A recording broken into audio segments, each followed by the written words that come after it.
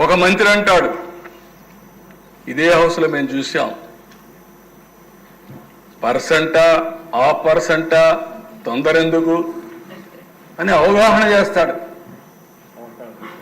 అవహేళన చేస్తాడు. అవగాహన రాహిత్యంతో అవహేళన ఇక్కడే చూశా.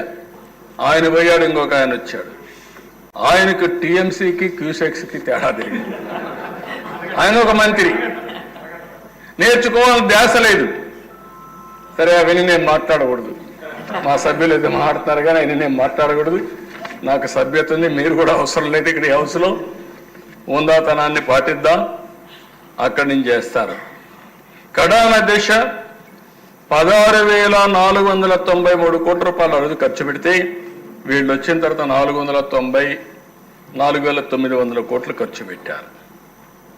పోలవరం పూర్తయి ఉంటే దశ 194 టీఎంసీ నీళ్లు మనం పొదుపు చేసుకునేవాళ్ళం.